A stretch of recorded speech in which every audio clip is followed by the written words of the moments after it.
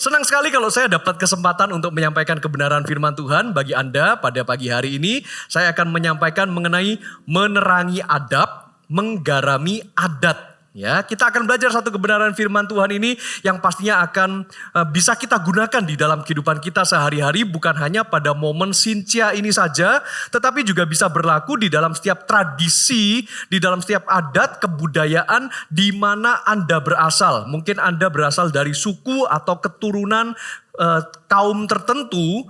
Pastinya kita ketika kembali kepada keluarga kita kembali kepada kampung halaman kita, mereka akan juga memiliki adat istiadatnya sendiri. Sementara saya dan Anda sebagai orang beriman, sebagai orang yang sudah dilahirkan kembali oleh Roh Kudus, kita belajar bersentuhan dengan budaya mereka atau budaya adat tradisi masa lalu kita sewaktu kita dulu belum bertobat. Bagaimana sikap kita? Karena itu kita perlu untuk belajar hari ini supaya adab kita diterangi dan juga kita bisa menggarami adat istiadat yang dulunya mungkin pernah kita pertahankan, tetapi sekarang rasanya kok gak perlu lagi ya, kok sudah gak relevan. Sama seperti Rasul Paulus juga pernah mengatakan bahwa semuanya itu kuanggap sampah oleh karena Yesus Kristus. Karena Yesus lebih utama sehingga aku meninggalkan semuanya yang ada di belakang itu. Dan sekarang aku sudah baru hidupnya dan menjalani tingkah pola hidup, sikap hidup yang baru pula. Oke, sama-sama kita akan belajar ya pada hari ini. Saya ajak kita buka satu kebenaran firman Tuhan di dalam 1 Petrus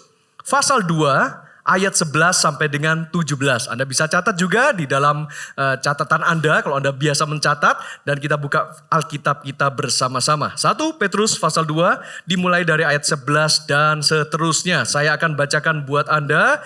Demikianlah firman Tuhan. Saudara-saudaraku yang kekasih, aku menasihati kamu, supaya sebagai pendatang dan perantau, kamu menjauhkan diri dari keinginan-keinginan daging yang berjuang melawan jiwa. Milikilah cara hidup yang baik di tengah-tengah bangsa-bangsa, bukan Yahudi. Supaya apabila mereka memfitnah kamu sebagai orang durjana, mereka dapat melihatnya dari perbuatan-perbuatanmu yang baik dan memuliakan Allah pada hari Ia melawat mereka. Ayat 13, tunduklah karena Allah kepada semua lembaga manusia, baik kepada raja sebagai pemegang kekuasaan yang tertinggi, maupun kepada wali-wali yang diutusnya untuk menghukum orang-orang yang berbuat jahat dan menghormati orang-orang yang berbuat baik. 15, sebab inilah kehendak Allah, yaitu supaya dengan berbuat baik kamu membungkamkan kepicikan orang-orang yang bodoh. Ayat 16 dan 17 saya minta kita semua baca bersama-sama dengan suara yang keras. Anda bisa? 1, 2, 3. Hiduplah sebagai orang merdeka dan bukan seperti mereka yang menyalahgunakan kemerdekaan itu untuk menyelubungi kejahatan-kejahatan mereka. Tetapi hiduplah sebagai hamba Allah. 17, hormatilah semua orang, kasihilah saudara-saudaramu, takutlah akan Allah, hormatilah raja. Nah, Bapak Ibu Saudara terkasih, ketika Rasul Paulus menuliskan surat ini merupakan suatu kondisi yang penting karena surat ini ditulis 2000 tahun yang lalu, zaman gereja purba atau gereja kuno, jemaat mula-mula, dan jemaat Kristen yang tersebar itu bukan hanya di Israel atau Yerusalem dan sekitarnya, tetapi mereka tersebar sampai ke seluruh penjuru negeri. Sebagai konteks supaya kita mengerti latar belakang sejarah dan budayanya, 2000 tahun yang lalu budaya di seluruh dunia ini dikuasai oleh budaya Yunani atau Helenisme. Ya, jadi kalau Anda pernah dengar cerita-cerita tentang Dewa Zeus, Hercules gitu ya, kemudian ada Dewi Athena. Nah, itu semua bawaan dari budaya Yunani kuno. Dan orang-orang Kristen yang berasal dari Yerusalem, dari Israel pada waktu itu, mereka kemudian menyebar ke seluruh penjuru negeri karena mereka perlu bekerja, mereka perlu mendapatkan penghasilan, mereka juga menjadi orang-orang rantau. Karena itu tidak heran ketika di ayat yang 11 dikatakan oleh Petrus begini, saudara-saudaraku yang kekasih, ayat yang 11 tadi ya, aku menasihati kamu supaya sebagai pendatang dan perantau. Karena memang surat ini ditujukan kepada orang-orang Yahudi yang sudah menjadi Kristen tetapi tidak tinggal lagi di negara Israel, tetapi mereka merantau, cari kerja di luar negeri. Memang ada pepatah juga mengatakan lain padang, lain belalang. Pernah Anda tahu dengar pepatah itu? Istilahnya adalah beda negeri, beda tempat, beda juga adat istiadatnya. Jadi kamu harus bisa menyesuaikan diri. Jangan sampai kamu dianggap sebagai orang yang gak sopan karena melanggar norma, melanggar aturan yang sudah dibiasakan di tempat itu. Karena itu ditekankan di sini, milikilah, ayat yang ke-12, milikilah cara hidup yang baik di tengah-tengah bangsa-bangsa bukan Yahudi. Karena orang-orang Yahudi Kristen ini mereka merantau ke luar negeri, tempatnya bangsa-bangsa non-Yahudi, supaya apabila mereka memfitnah kamu sebagai orang durjana itu apa yang maksudnya ya? Orang durjana itu maksudnya kamu dicap sebagai penjahat. Karena kalau sudah melanggar adat, melanggar tradisi, itu sudah sama kayak kamu tuh kriminal. Kamu langgar hukum, kamu ini penjahat. Orang jahat gitu ya. Karena memang adat istiadat setempat itu bagi masyarakat setempat itu adalah budaya yang harus dipertahankan. Karena sudah turun-temurun dari nenek moyang. Sudah asalnya begitu dari dahulu. Dan apabila itu dilanggar, itu berarti wah ini pembuat kejahatan besar. Ini langgar aturan. Berarti yang melanggar harus dihukum. Bahkan ada juga bila perlu harus membayar denda atau dihukum mati seperti itu ya. Karena itu apabila sungguh-sungguh sebagai orang percaya mereka itu bisa menjaga sikap hidup mereka, bisa berbaur dengan budaya setempat, maka mereka akan bisa diterima dengan baik. Dan ini merupakan gesekan budaya yang bisa terjadi baik itu sengaja maupun tidak sengaja pada waktu itu ya. Coba kita bayangkan dan kita renungkan sebentar. Petrus memberikan nasihat kepada orang-orang Yahudi yang kemudian menjadi Kristen. Orang Yahudi punya adat istiadatnya sendiri.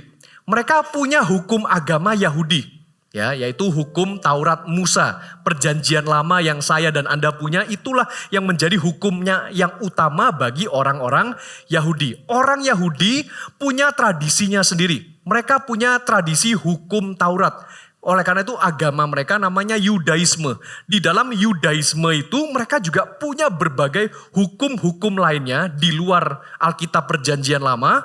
Sehingga mereka itu punya tradisi yang bisa jadi bertentangan dengan negara lain. Nah itu baru tradisi atau adat Yahudi. Kemudian orang Yahudi punya iman, mereka percaya kepada Yesus sebagai Tuhan dan Juru Selamat. Sudah punya tradisi Yahudi, kemudian mereka ketika dilahirkan kembali oleh Roh Kudus, mereka menyembah Yesus. Nah ini sudah perkara yang beda lagi. Dari adat Yahudi diperbaharui dengan adat kerajaan sorga. Langsung instruksinya dari Tuhan Yesus semenjak Yesus memberitakan Injil bagi mereka dan kemudian Yesus mengalami kematian di atas kayu salib, kemudian pada hari ketiga bangkit dan Yesus naik ke sorga. Tradisi Yahudi mereka berkembang menjadi tradisi kekristenan. Jadi Anda mulai masuk ya di dalam akal pemikiran kita. Orang Yahudi punya adat Yahudi di bawah naungan hukum Taurat, kemudian hukum Taurat ini digantikan dengan kebangkitan Yesus Kristus. Mereka mulai beriman kepada Yesus. Mereka memandang adat mereka bukan lagi pada Yudaisme, tetapi adat istiadat mereka langsung pada adat istiadat kerajaan sorga. Pindah negara yang latar belakangnya Yunani. Jadi bayangkan mereka harus adaptasi pertama dengan Yudaisme sendiri, kemudian dengan tradisi kekristenan, kemudian mereka harus berbaur dengan masyarakat Yunani pada waktu itu. Wah itu benar-benar bentrok budaya. Karena kalau tidak hati-hati, yang dianggap benar oleh orang Yahudi belum tentu dianggap benar oleh orang Yunani. Contohnya begini, orang Yahudi tidak boleh menyembah patung. Oke, tahu ya di dalam salah satu 10 perintah Allah, janganlah engkau membuat bagimu patung serupa manusia atau serupa binatang baik di darat maupun di udara dan jangan sujud menyembah kepadanya. Jadi nyembah patung gak boleh. Sementara di dalam tradisi Helenisme atau Yunani dibuat patung. Ya, dan ada orang yang juga menyembah patung. Nah kalau orang Yahudi ini ketika pindah di negara Yunani kemudian lihat ada patung, disembah sama orang. Ayo kita pukulin orangnya nyembah patung itu. Malah dia yang salah. Loh kamu siapa? Ya, kamu nih orang luar. Kita orang Yunani di sini sudah biasa nyembah patung, kasih sesajen, kasih persembahan itu biasa. Kok kamu marah? Kamu nih orang luar, kamu yang harusnya dipersalahkan. Bisa paham ya Bapak Ibu Saudara terkasih? Demikian juga mungkin kalau Anda pernah wisata atau jalan-jalan ke Pulau Bali, Pulau Dewata. Ada? Ada yang pernah? Ada yang tahu Bali? Kok kayaknya rata-rata gak tahu nih ya. Nanti saya kasih tahu. Tahu tapi gak mau sok gitu ya. Oke. Misalkan kita ke tempat wisata tertentu. Kemudian ya namanya apa? Namanya wisatawan gitu kan. Kita kan mau melancong, kita mau jalan-jalan. Kita gak perlu yang pakainya rapi resmi kayak begini. Biasanya jalan-jalan pakai celana pendek aja juga oke. Sudah keren, cool gitu kan. Kan mau foto-foto, kita mau santai. Tetapi di beberapa area wisata tertentu boleh masuk nggak? Oh maaf, Anda kurang sopan. Yang boleh masuk hanya yang pakai celana panjang. Wah kok gak bisa masuk? Kalau kita melanggar aturan mereka gimana? Salibkan dia. Oh enggak, mereka gak akan ngomong salibkan dia.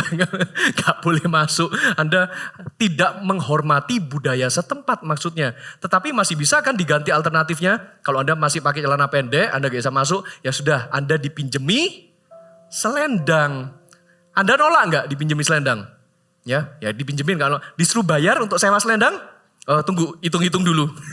Enggak. Ada beberapa orang yang terlalu ekstrim. Wih, nanti aku bawa selendang ini, aku ikatkan di sini, nanti aku terikat dengan roh jahat bagaimana? Pernah kepikiran kayak begitu?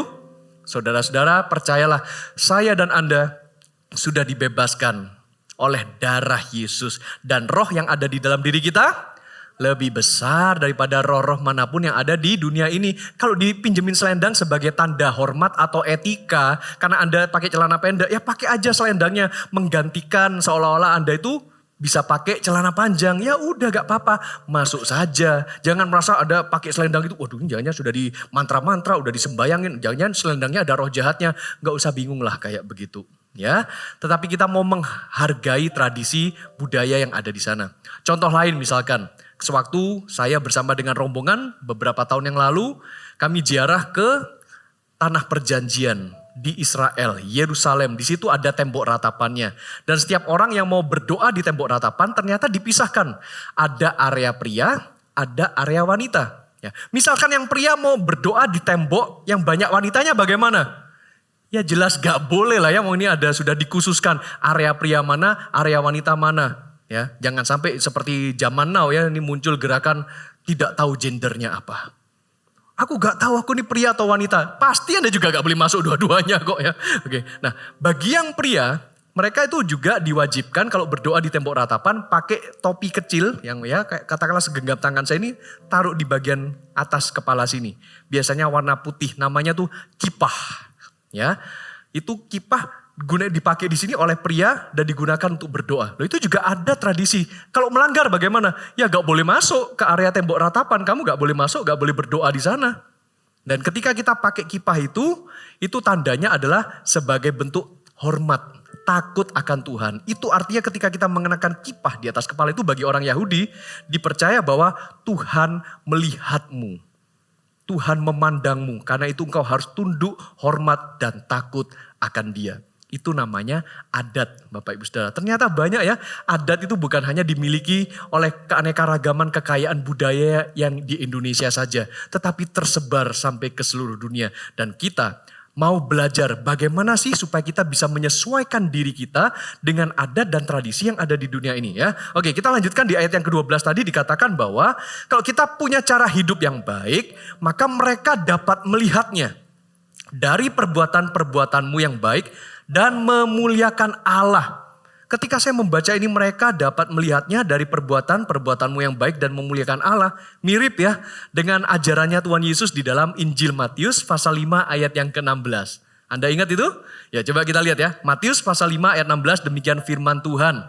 Baca sama-sama dengan saya. 1, 2, 3. Demikianlah hendaknya terangmu bercahaya di depan orang. Supaya mereka melihat perbuatanmu yang baik dan memuliakan Bapamu di sorga. Ya memang Petrus sih muridnya Tuhan Yesus. Makanya dia ngutip ini perkataannya Tuhan Yesus. Kamu terang dunia dan biarlah terangmu bercahaya. Kamu harus bersinar terang dong. Supaya orang-orang bisa lihat perbuatanmu yang baik. Dan mereka memuliakan Bapamu yang di sorga. Ini baru sebagian dari pernyataannya Tuhan Yesus. Kita baca pernyataan lengkapnya dari ayat 13. Sedang ngomong apa sih Tuhan Yesus ini?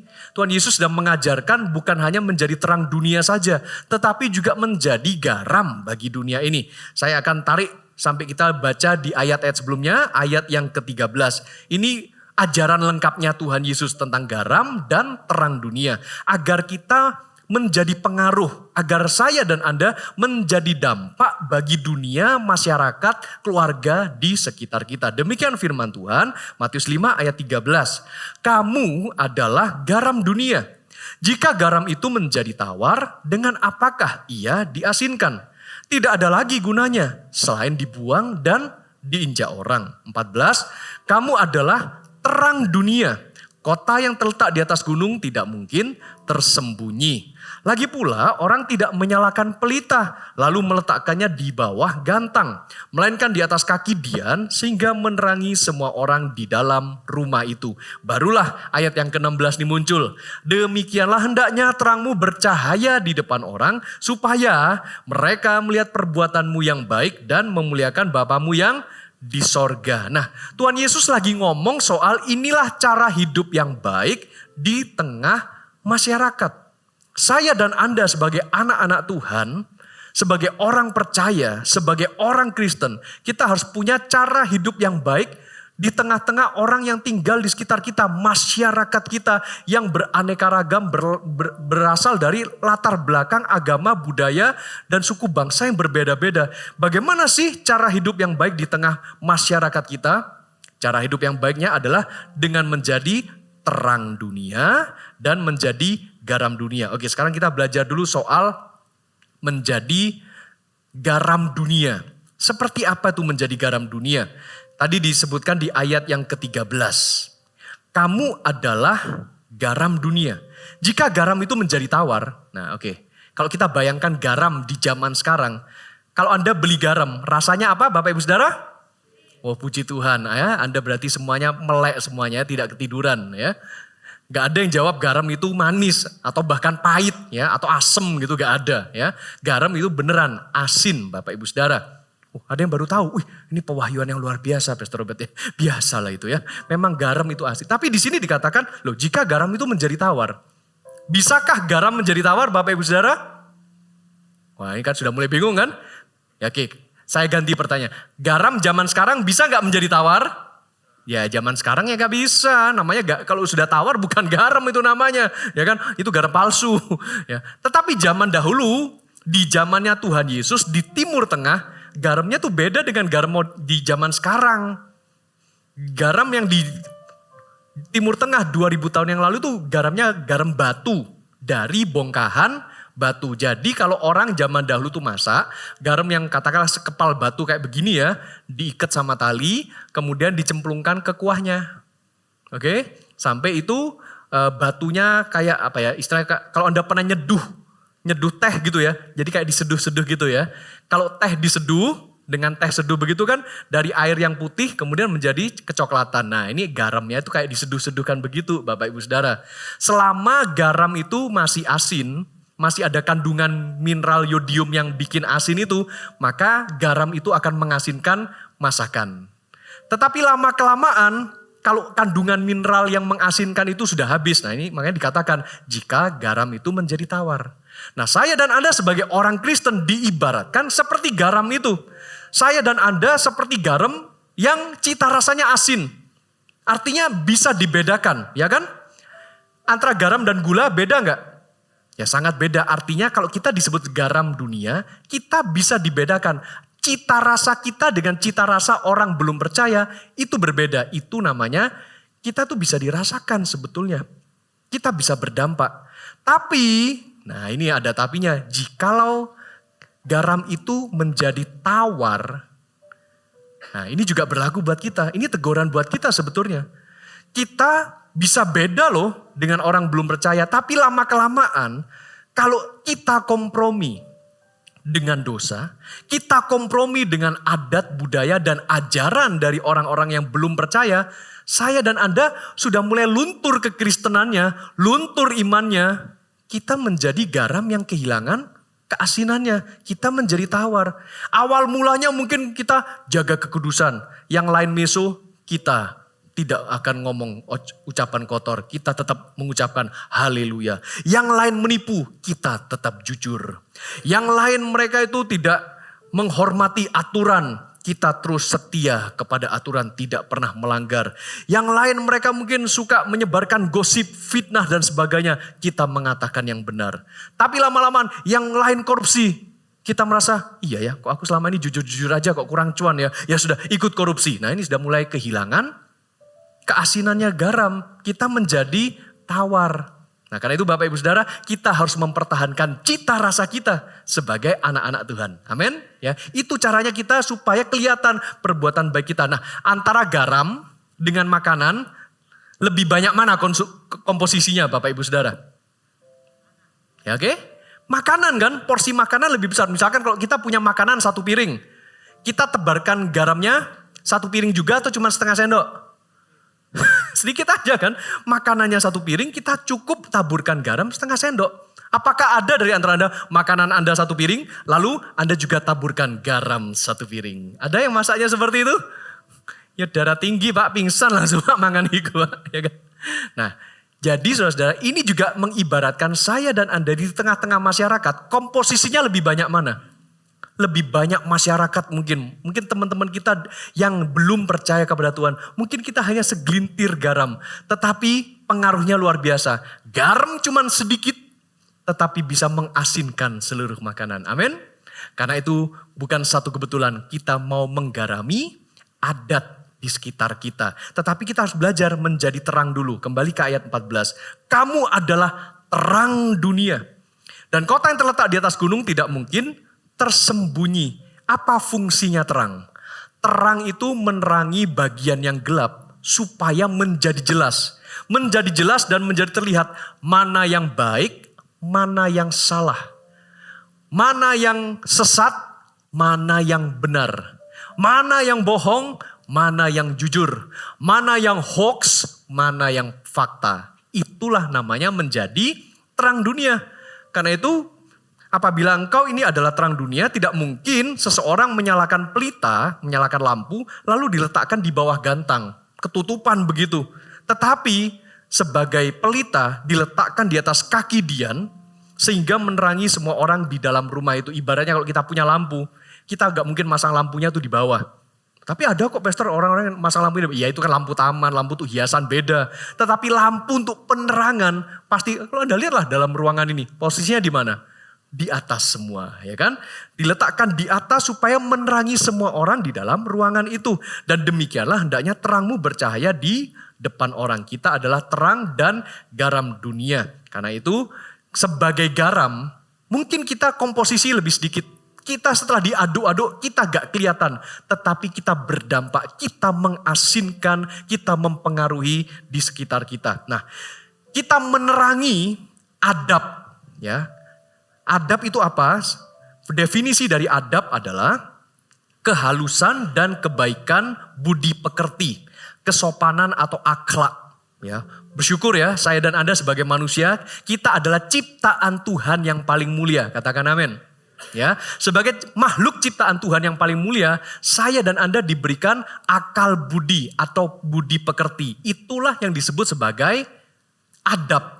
Karena itu ada istilah peradaban, ya, artinya di mana manusia hidup, disitulah ada peradaban dan disitulah manusia tuh bisa berpikir, menuangkan pikirannya, menuangkan perasaannya, menuangkan tingkah lakunya, keluar dalam bentuk apa? Kesopanan. Jadi manusia yang baik, manusia yang mulia itu kalau manusia itu punya budi pekerti, punya kesopanan, punya etika, dan juga itulah yang disebut sebagai akhlak atau moral. Nah, tetapi moral manusia semenjak jatuh ke dalam dosa itu kan sudah rusak sebetulnya. Perlu diterangi. Karena manusia itu berbuat baik, kadang baiknya itu baik bukan ukurannya Tuhan. Baik bagi ukuran manusia, belum tentu itu berkenan di hadapan Tuhan. Karena itu perlu diterangi. Dengan apa caranya moral atau adab manusia itu diterangi? Tentu saja dengan firman Tuhan. Ya, saya dan Anda setiap hari kita perlu diterangi hati kita ini, adab kita ini dan budi pekerti kita ini dengan firman Tuhan. Firman-Mu pelita bagi kakiku, terang bagi jalanku. Firman Tuhan adalah terang itu, terang bagi kaki kita setiap kali kita melangkah di dalam kehidupan kita. Firman Tuhan, pelita bagi kaki, terang bagi setiap jalan-jalan kita. Dan biar terang firman Tuhan itu membuat adab kita menjadi terang. Akal budi kita menjadi terang. Nah, setelah kita secara pribadi menjadi terang, kita siap untuk menggarami adat kita. Adat yang sudah terbentuk di dalam kebudayaan masyarakat tertentu. Coba kita lihat, apa sih definisi dari adat? Ya, adat adalah wujud gagasan kebudayaan yang terdiri atas nilai-nilai budaya. Nah, inilah adat ya. Ada hubungannya dengan nilai budaya, norma, hukum dan aturan yang menjadi tata kelakuan turun-temurun dari generasi satu ke generasi lain sebagai warisan sehingga kuat integrasinya dengan pola perilaku masyarakat tertentu. Ya, garis bawahi baik-baik hanya berlaku untuk masyarakat tertentu saja. Adat di sebuah lokasi daerah tertentu beda dengan adat di lokasi daerah yang lain. Ya, contohnya di Indonesia saja dari Sabang sampai Merauke kita juga terdiri dari beraneka ragam suku. Adatnya setiap suku beda-beda. Adat setiap wilayah beda-beda. Ya, saya juga pernah tinggal di beberapa kota, di beberapa pulau di Indonesia ini bersyukur. Tetapi saya berusaha untuk bisa melebur dengan adat dan budaya yang ada. Kita apakah menerima semua adat yang ada nih Pastor Robert? Adat yang tidak bertentangan dengan firman Tuhan tentu saja kita anggap itu netral. Tetapi apabila ada adat yang melanggar firman Tuhan tentu saja kita tidak mengikuti. Tetapi kita sampaikan baik-baik bahwasanya kita tidak bisa mengikutinya karena tidak sejalan dengan iman kita. Ya puji Tuhan lah. Kalau di Indonesia ini juga kita masih ada dipelihara dengan landasan negara kita Pancasila. Ya, ketuhanan yang Maha Esa gitu ya.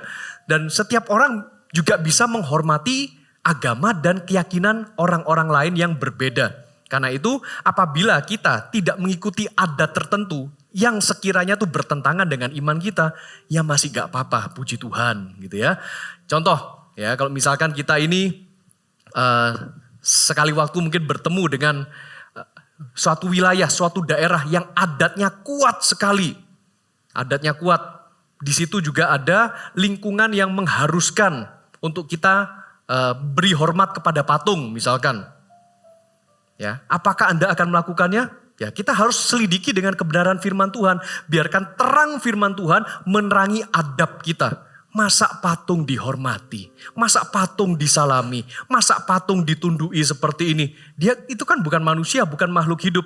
Bagaimana dengan sikap kita? Tentu saja kita tidak melakukannya. Dan puji Tuhan juga di dalam tata negara Indonesia kita juga tidak mewajibkan untuk patung itu disembah. Ya itu kan berarti untuk kalangan agama tertentu. Berarti kita tidak perlu melakukannya oleh karena kita punya iman kepada Yesus Kristus. Sehingga ketika kita tidak melakukannya kita pun juga tidak bersalah. Ya gitu ya. Oke, dan adat ini berlaku untuk masyarakat tertentu. Dan itu merangkumkan semua nilai budaya, norma, hukum, aturan dari generasi ke generasi. Baik itu tertulis maupun tidak tertulis. Dan saking berbaurnya adat istiadat itu dengan generasi lepas generasi.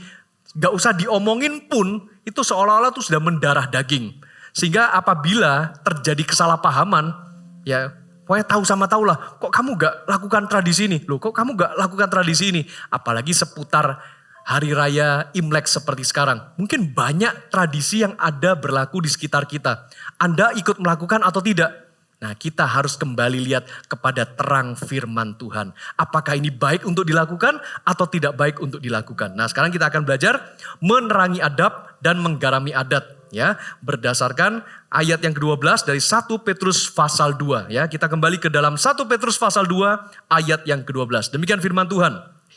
Milikilah cara hidup yang baik di tengah-tengah bangsa-bangsa bukan Yahudi. Supaya apabila mereka memfitnah kamu sebagai orang durjana, kalau kita seolah-olah tidak lakukan adat mereka, wah berarti kita difitnah sebagai orang jahat. Maka mereka dapat melihatnya dari perbuatan-perbuatanmu yang baik. Ya, sekalipun kita tidak lakukan adat yang diharuskan di lingkungan itu, tetapi lihat dong, perbuatan kita kan baik. Ya, sekalipun kita gak ikut adat orang tertentu, tetapi lihatlah perbuatan kita sehari-hari kepada masyarakat. Seperti apa perbuatan kita? Ya, cara hidup berbuat baik yang seperti apa? Kita lihat di dalam 1 Petrus pasal 2 ayat yang ke-11. Demikian firman Tuhan. Saudara-saudaraku yang kekasih, aku menasihati kamu. Supaya sebagai pendatang dan perantau, kamu menjauhkan diri dari keinginan-keinginan daging yang berjuang melawan jiwa. 1. Cara hidup sikap yang baik itu ditunjukkan dengan menjauhkan diri dari keinginan daging atau dosa. Jangan sampai kita melanggar moral. Saya ketika paling tidak mengamati ya, budaya dan tradisi dari lingkungan daerah-daerah demi daerah tertentu, baik di dalam negeri maupun sampai di luar negeri. Misalkan, antara suami istri, sudah berkeluarga ini ya, kemudian apabila salah satu pasangannya selingkuh dengan orang lain, tidak ada satupun adat yang menyatakan bahwa itu benar.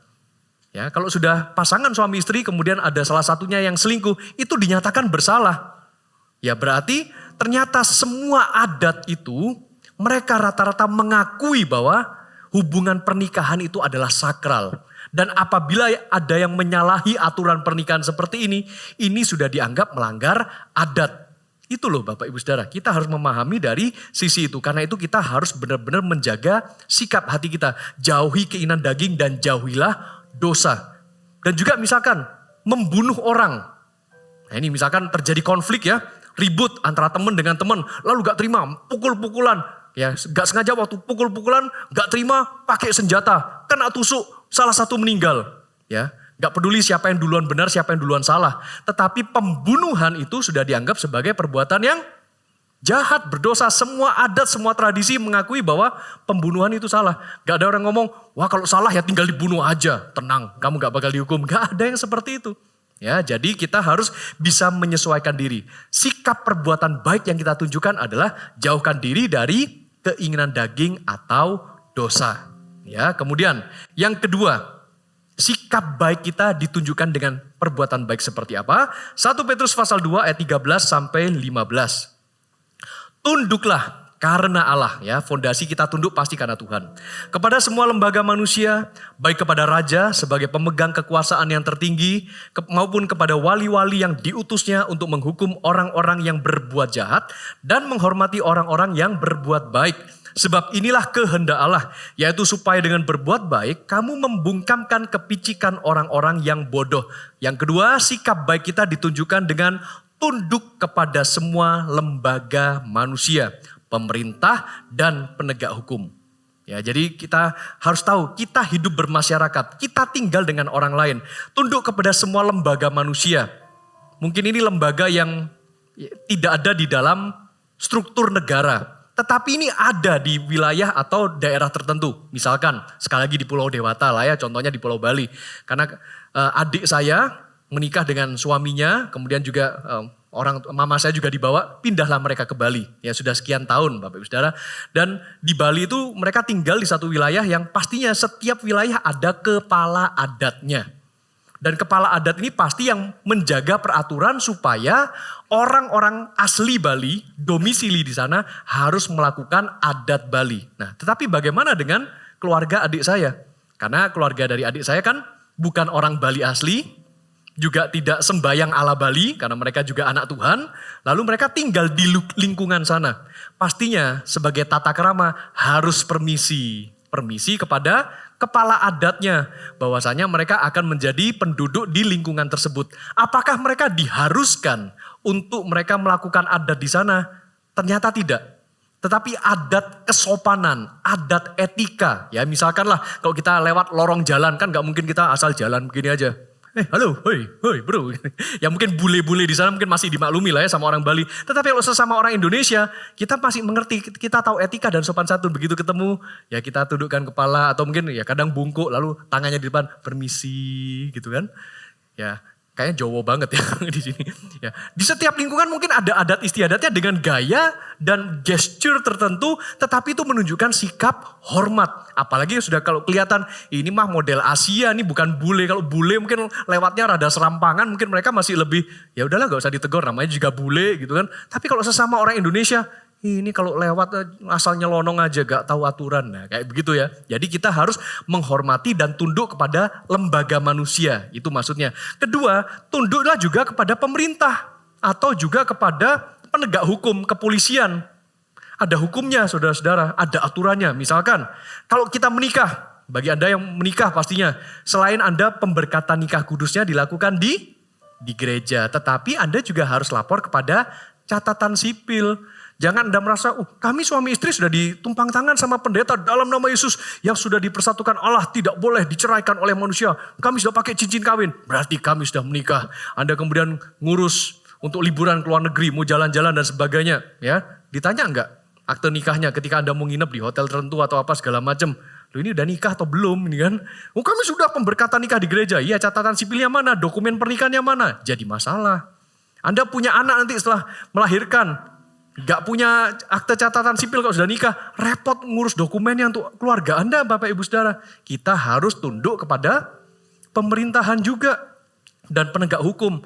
Anda melewati jalan raya. Ada adat istiadatnya enggak? Lihat aturan lalu lintas. Ada marka jalan, ada lampu lalu lintas. Jangan merasa, aku anak raja, kamu anak Esopo. Ya. Lampu merah. Oh, khusus hari ini, merah lambang Imlek. Kongsi facai, langsung tancap gas angpau nalai. Ya betul, yang terima angpau polisinya karena Anda ditilang. Ya, dan juga kalau Anda ngurus perizinan, buka usaha. Ada aturannya, ada hukumnya. Ya, dan setiap bulan pastinya Anda bayar PDAM, Anda bayar PLN, listrik, setiap tahun kita bayar PBB, pajak bumi dan bangunan. Setiap tahun pun kita harus lapor pajak. Kita harus tunduk kepada pemerintahan. Dan juga jauhilah area yang hukumnya abu-abu. Mungkin masih banyak lah di Indonesia ini hukuman aturan tuh bisa dibuat rada abu-abu gitu ya. Tetapi sebagai anak Tuhan, ayo kita sikapnya lebih hati-hati dan bijaksana. Yang ketiga, bagaimana cara hidup sikap yang baik di tengah masyarakat kita. 1 Petrus pasal 2 ayat 16. Hiduplah sebagai orang merdeka dan bukan seperti mereka yang menyalahgunakan kemerdekaan itu untuk menyelubungi kejahatan-kejahatan mereka. Tetapi hiduplah sebagai hamba Allah. Ya, yang ketiga, hidup sebagai hamba Allah yang merdeka. Mungkin Anda merasa bahwa kok kontradiksi ya Pak ayat ini Pak ya. Katanya kok disuruh merdeka. Tetapi kok jadi hamba Allah. Hamba itu kan artinya kita menghambakan diri kepada otoritas yang lebih tinggi. Ya dalam konteks ini kita menundukkan diri kepada otoritas Allah yang Maha Kuasa. Sepertinya ayatnya paradoks. Kamu merdeka tapi kamu hamba. Saya kasih ilustrasi seperti ini. Bagaimana saya memberikan kebebasan atau kemerdekaan sebagai orang tua untuk mendidik anak saya. Ya puji Tuhan nih saya datang bersama dengan putri saya yang paling dewasa ini ya. Duduk di depan juga. Kami punya 2 putri, saudara-saudara, dan mereka sekarang ada yang kelas 1 SMA dan kelas 1 SMP. Kami memberikan kebebasan bagi mereka, ya bebas tapi terbatas. Paham ya? Sebagai orang tua yang baik, silakan kamu bebas untuk kamu menikmati fasilitas di rumah kami. Ya, tetapi bukan berarti bebasnya. Mereka mau mandi pakai air, ya pasti pakai air mandi ya, nggak ada mandi hanya pakai sabun tanpa air. Percayalah, tidak akan berhasil, Bapak Ibu Saudara ya. Ada yang pernah nyoba? Tetapi kalau kamu mandi pakai air, bukan berarti kerannya dibuka terus. Kamu bebas mandi di sini, mau mandi berapa kali, silakan. Tetapi jangan sampai sewaktu mandi airnya ngucur terus. Lah itu sudah namanya pemborosan. Bebas tapi terbatas, bebas tapi teratur. Sama seperti firman Tuhan katakan, hidup sebagai hamba Allah yang merdeka. Kamu merdeka. Tapi kamu adalah hamba Allah. Ya, kita bebas tapi bukan sebebas-bebasnya sampai begitu liar tidak mengindahkan lagi perintah Tuhan. Tetapi kita bebas di dalam kasih karunia Allah yang begitu luar biasa. Ya, contoh, kita bebas mau makan apa saja. Betul Bapak Ibu Saudara? Tetapi terbatas, jangan sampai yang kita makan menjadi penyakit. Boleh nggak kita makan yang berlemak-lemak? Wah apalagi Pak, kemarin baru makan malam bersama keluarga, malam tahun baru, makan yang berlemak-lemak, ya daging, lemak, pokoknya gorengan apa segala macam. Boleh dimakan semua sampai habis enggak? Ya kalau sanggup perutnya, ya. Tetapi ingat, beberapa hari kemudian cek darah, kolesterol, ya gula darah, asam urat, ya dihitung sendiri lah naik atau enggak. Boleh enggak kita makan segala sesuatu yang mau yang manis, yang asin, berlemak dan sebagainya? Ya kita boleh tetapi terbatas, tahu diri. Ya. Kalau makanan yang dipersembahkan sama berhala bagaimana? Nah ini kadang-kadang jadi pergumulan banyak orang kan. Jadi pergumulan orang Kristen. Apalagi sebentar lagi Pak setelah doa berkat, saya mau kunjungan ke keluarga ini, ke keluarga situ. Nanti saya disajikan makanan. Nah ini Pak, jadi enakan atau gak enakan nih sesama keluarga. Saya makan atau enggak ya? 1 Korintus pasal 10. Ayat 27 sampai 32 ini contoh aja. Ya, kita ini merdeka. Tetapi kita adalah hamba Allah. Ya, merdeka tetapi terbatas di dalam kasih karunia-Nya. Ayat 27 dari 1 Korintus pasal 10. Kalau kamu diundang makan oleh seorang yang tidak percaya dan undangan itu kamu terima. Makanlah apa saja yang dihidangkan kepadamu tanpa mengadakan pemeriksaan karena keberatan hati nurani. Ya, Kemudian, tetapi kalau seorang berkata kepadamu itu persembahan berhala, janganlah engkau memakannya. Oleh karena siapa? Dia yang ngundang, yang ngasih makan, yang ngomong gak boleh gitu ya. Oleh karena dia yang mengatakan hal itu kepadamu dan karena keberatan hati nurani. Hati nuraninya siapa yang keberatan? Lanjut lagi ya 29. Yang aku maksudkan dengan keberatan bukanlah keberatan hati nuranimu sendiri. Tetapi keberatan orang lain. Ternyata hati nurani orang lain itu. Mungkin ada orang yang berkata, mengapa sih kebebasanku, kemerdekaanku ini harus ditentukan dengan keberatan hati nuraninya orang lain? Nah inilah sebagai orang Kristen kita ini harus bisa jaga perasaannya orang lain ya. Ayat 30. Kalau aku mengucap syukur atas apa yang aku turut memakannya, mengapa orang berkata jahat tentang aku karena makanan?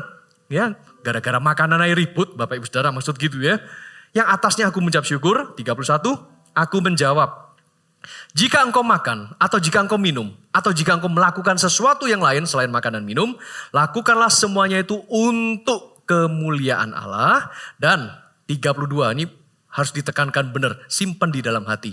Janganlah kamu menimbulkan syak dalam hati orang, baik orang Yahudi atau orang Yunani, mau orang Tionghoa, mau orang Batak, orang Madura, mau orang NTT, orang Bali dan semua orang suku bangsa. Jangan sampai timbul syak dalam hati mereka maupun dengan jemaat Allah sebagai saudara seiman. Karena itu kita tinggal di tengah-tengah masyarakat yang begitu beraneka ragam. Jagai perasaannya banyak orang dengan lingkungan yang berbeda-beda, adat istiadat berbeda-beda. Gak mudah Bapak Ibu Saudara. Bagi adat tertentu boleh kok kamu lakukan ini. Bagi adat yang lain gak boleh kamu lakukan. Bagi sesama orang Kristen pun kadang-kadang ada yang ngomong boleh, ada yang ngomong gak boleh. Ikut yang mana nih aturannya lama-lama? Stres gak Bapak Ibu Saudara? Ya, pusing kepala Barbie gitu ya. Oh Barbie yang pusing ya. Contoh aja deh, dalam tradisi Xinjia, Imlek. Boleh gak sih orang Kristen merayakan Imlek? Boleh gak Bapak Ibu Saudara? Terlanjur, ya boleh lah ya, ya boleh memang ya. Karena Imlek atau perayaan tahun baru Chinese New Year ini bukanlah milik tradisi atau keyakinan agama yang turun-temurun dimiliki oleh orang Tionghoa. Bukan. Ini perayaan tahun barunya Chinese New Year. Tahun barunya bagi orang Tionghoa. Jadi gak ada hubungannya dengan agama tertentu. Karena itu bagi yang merasa keturunan Tionghoa, ya sah-sah aja kita merayakan turut memperingati. Karena itu kita juga punya aturan, kita tidak melakukan perayaan Imlek yang bersentuhan dengan tradisi agama lain. Misalkan sembayangan, atau kita mungkin pegang hio, ya, pegang dupa. Kita tidak lakukan, tetapi pegang angpau dan pegang Alkitab boleh Bapak Ibu Saudara, ya kan?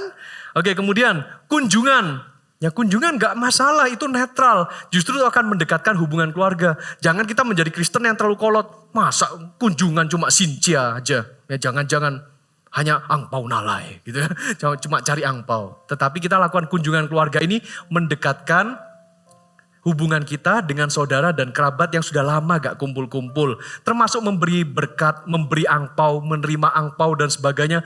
Lakukanlah itu dengan motivasi hati yang benar. Karena di dalam semua ritual yang dilakukan itu kalau kita benar-benar selidiki. Adakah kaitannya dengan penyembahan berhala? Adakah kaitannya dengan penyembahan dewa tertentu? Kalau gak ada, ya gak apa-apa. Itu adalah sesuatu yang bisa juga dilakukan oleh orang Kristen. Ya, oke. Yang keempat, bagaimana sih caranya kita punya sikap hidup yang menunjukkan kebaikan kita? 1 Petrus pasal 2 ayat 17. Hormatilah semua orang, kasihilah saudara-saudaramu, takutlah akan Allah dan hormatilah raja. Yang keempat, hormatilah semua orang dan kasihilah sesama.